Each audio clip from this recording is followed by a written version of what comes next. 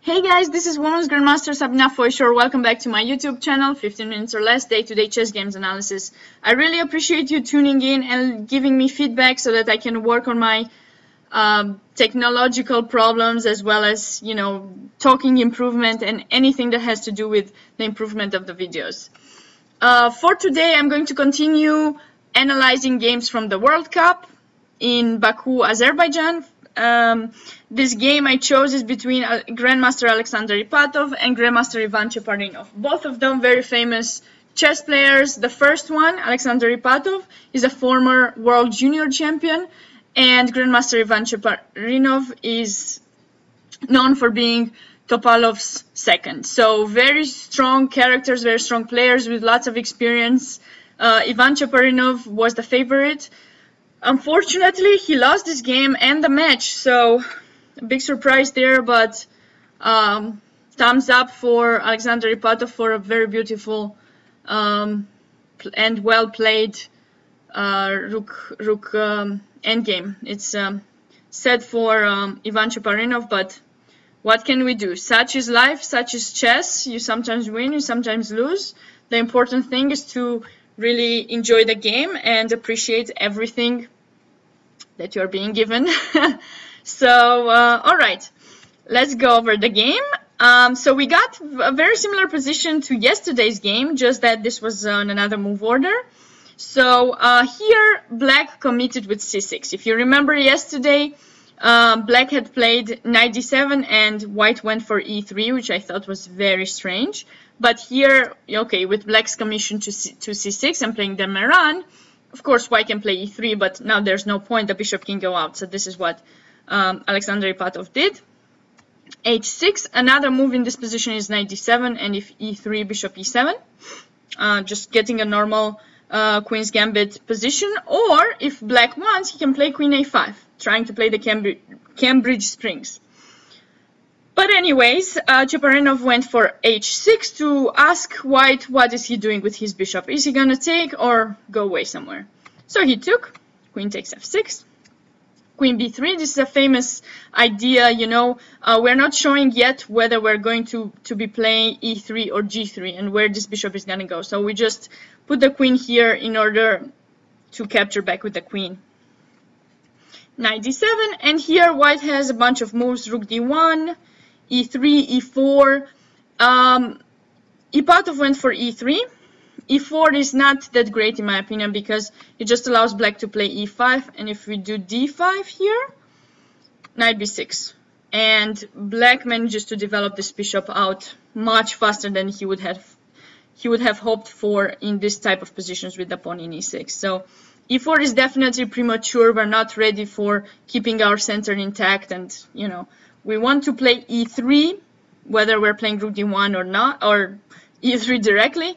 And the idea is that, if there's ever going to be a break in the center and we cannot play d5, at least if Black's gonna take in d4, maybe we take back with the pawn to keep this knight badly placed there in d7 and having the control over the e5 square. So this is one of the reasons, and then of course the more important one is to actually develop our bishop. So rook d1, the idea of rook d1 is now, for example, if Black plays g6 to play g3. So we don't commit with moving this e pawn yet. Maybe we'll put it in e4, but in general we play e3, even in this line. So here castle, for example. Now queen b3 is being played to place the queen on a better square and not allow any kind of attacks to it. Queen e7 castle. This is just another possibility. But Ipatov went for e3. Here, g6, bishop e2. I've noticed that a sharp, interesting idea here is h4. I believe Carlsen was mentioning this in one of his annotated games, that h4 would be a nice sharp continuation. So if somebody's considering playing this with White, keep it in mind. Maybe you want to check some games or do some analysis in this position. Ipatov went for bishop e2, and this is normal. He's playing a match against Cheparinov in the World Cup. The first round ended in a draw. He does not want to commit too much. He doesn't want to take risks that are unnecessary. So he's just developing his pieces, put them on best squares, try to have a clear plan, and just play the position. If it's going to end up in a draw, it's going to end up in a draw. But I know at least I didn't make weaknesses that could affect my final result. So castle, castle, rook f to d1.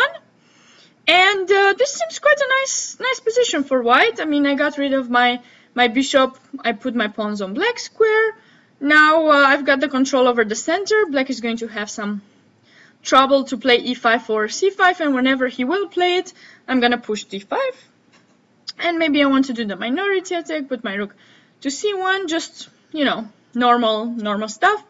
I also am threatening some knight e4 with tempo, and then improve the position of my queen. This queen is sometimes exposed here in c4, so white just wants to move the knight and bring it back, or just come back through b3, c2 in general. So in this game, after queen e7, knight e4, rook d8, now queen c2. And actually this was a novelty. I have not found any games in this with this move. White normally plays queen c3 here, which I thought was a little bit strange, because I mean, you're just putting your queen on the pin, and it's going to be exposed there if I play knight b6, d5. So I don't know why people would play this. I'm not a player of this line, so I could not really figure out. Especially that now after knight b6 they're playing queen c5. Oh, sorry, not knight, sorry, queen to c5. So a little bit strange, but okay. Queen c2 is definitely more natural, just keeping the queen out of any kind of attacks, and just if this knight is going to be attacked, we can retreat it, which is exactly what happened in the game. Knight c3, and now black needs to do something about his c8 bishop and this rook in a8. They are not developed yet. They need to, you know, find a way to get out. And b6 bishop b7 might be possible, but again, then, you know, c5, how are you gonna do it exactly? So e5 seems a natural way to do it, and that's what Cheparinov did. d5 and now e4. Of course, but black doesn't really want to take d5 because it gives white some nice play here after knight d5. Maybe I can play e4, make sure your bishop remains closed there, and I also have knight c7 idea. So he played e4 with tempo. Knight d4, and here I was shocked by the move. Okay, it's not a bad move, just okay, it looks like black has more space if you're looking at the pawn structure, right? Since that's what gives you the plan. Black plays has more space on the king side, so it's natural to bring your pieces towards the king side. So I would have played knight e5 in this position, and I don't see why Cheparinov didn't play this, because now if we take, pawn takes, knight a4, okay, white has some interesting edge here with knight c5, but we could try to develop our bishop to e6. Now white cannot capture in c6, and you know, if he takes in e6, okay, we gave away our bishop, but it was our bishop that we had no idea where we would put it, and besides we stayed with different color bishops. So I think here black shouldn't have big problems in making a draw this position. I mean, even maybe having some edge at some point, trying to start some attack on the king side, but he went for knight b6, and I don't know. I mean, d takes c6, bishop takes d4. He's giving away his protecting bishop, which I wasn't very fond of personally, but okay, I'm not at their level, so I can just say my honest opinion here. C takes b7, bishop takes b7, rook takes d4, and here Ivan went for e3, which I don't particularly like, nor does the computer. Rook d8 seems more natural. Just, you know, that rook is still has not been moved, and e3 is kind of hurrying to something. And although Ipatov didn't play this, I think bishop f1 seems just a nice move to protect and get ready to capture back with the queen here. And my position as white seems quite nice. But he went for queen d3 here, allowing this capture, and got his king a little bit out weakened. Okay, black cannot really do anything, so it's alright. Rook e8, king back to g1. So that's why I was saying, you know, just move the bishop, make sure you're well protected, and just... Besides, you know, let me just mention one more thing kind of fast here, is that after e3, bishop f1, you know, here if black takes, we want to take back with the queen, and you see, when we only have one more bishop, we want our queen to control the opposite squares than that bishop. So this just seems, you know, natural to control, you know, both colors. Okay, what to do? Okay, king g1, queen b4, trying to be active. King g7, rook d1. Black is trying to trade pieces to get towards a rook endgame, which he has big chances to make a draw. Okay, he didn't manage to get the rook endgame yet, but he has gotten quite some nice edge here, because this bishop is blocking the d4 pawn. White is going to have some trouble creating any kind of fast pawn or anything, and this rook is going to go to c8, which he played immediately, and have some active play here, and it's going to be hard for you to activate your rook. b4 would just allow rook c3. So white went for king f2, bringing the king towards the center. Bishop f3, king e6, h4, a very nice move that I enjoyed. h4 with the idea h5 to create some weakness on the king side, because here we cannot move it for the moment, so we need to create some weaknesses. King d6, rook e2, but okay, this rook cannot get really active anywhere. And now rook c4. So okay, you're trying to get a rook active, but you're forgetting that your d4 pawn remains there weak. h5. Okay, so now it's time for black to trade the bishops and get the rook endgame. And here I was a little bit shocked that Ipatov-Cheparinov took. He wanted probably to trade the pawns faster and make a draw, but this just seems a more natural way of holding the position, you know, like just create some barricade here, not to allow the white advance with the king, and just keep his structure very beautiful. And this pawn is going to fall.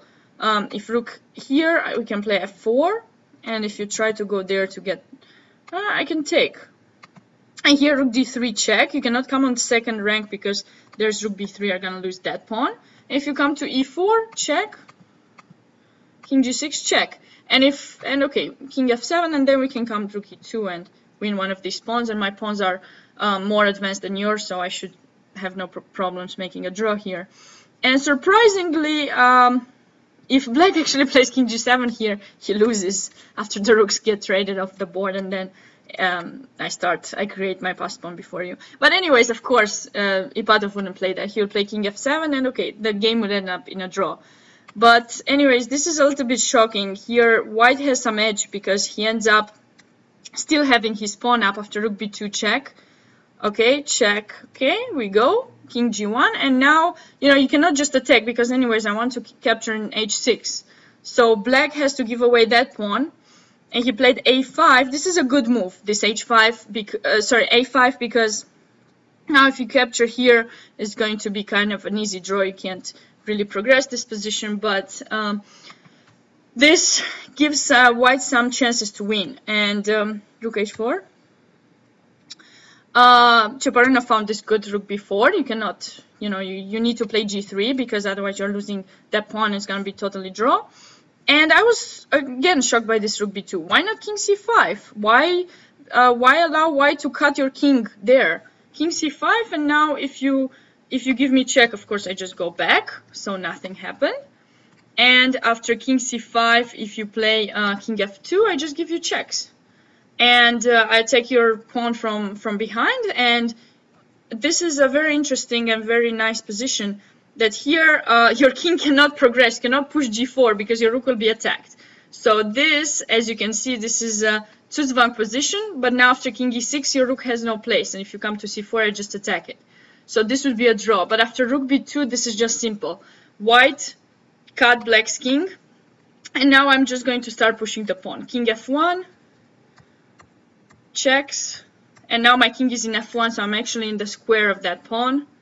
A5, and he started pushing the pawns, and Goodbye. Thank you for watching.